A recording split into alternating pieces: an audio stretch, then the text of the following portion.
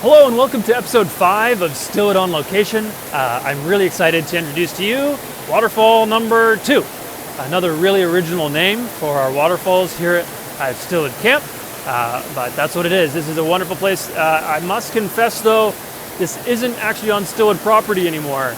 It's still on Watt Creek, which is the same creek as the first waterfall and the cold tubs. However, it's further up and we've now left Stillwood property. There's no path up here. So you literally have to hike up the creek bed, but it's a lot of fun.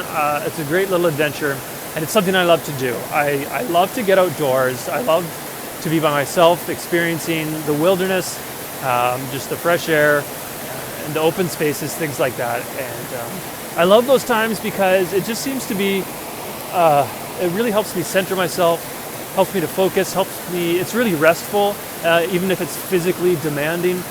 And most importantly, it's in those times that I feel most connected with God. It's easiest for me to make those connections and have those conversations. And it's so important for us to be pursuing moments like that, where we connect with God. We see in scriptures that Jesus himself would find times to set aside early in the morning or other times of day to be alone with his heavenly Father. Now, if someone like Jesus, who I'm pretty sure we can assume has the best relationship with God that you could possibly have, seems or finds and deems it important to dedicate times like this to being with him, with his Father, I think we can assume that it's a pretty important thing. And we often see when Jesus comes away from these situations, away from those times with God, he has more clarity of vision, an understanding of what he needs to do next, and the drive to go and do it. And just an overall rest that you can see about Jesus when he comes out of those times. And so it's so important for us to be doing these things as well, especially during these times when there's so much uncertainty, there's so many unknowns right now, so many external stresses that are happening to us that we can't control. It's so important for us to be carving and setting aside time to be with our Father.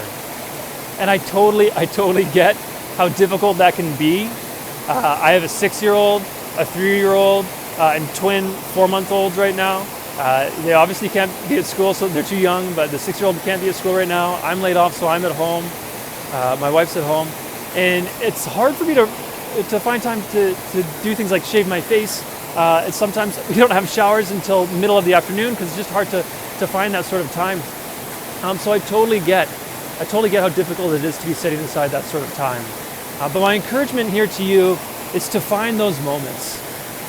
5 minutes here, 5 minutes there, in the morning, in the evening, in the middle of the day when for some reason things calm down for half a second.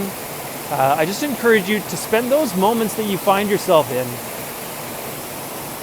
to connect with God, to be honest with him about what you're feeling, what sorts of emotions are going on in you right now, what sorts of things you need, what sorts of things you're concerned about.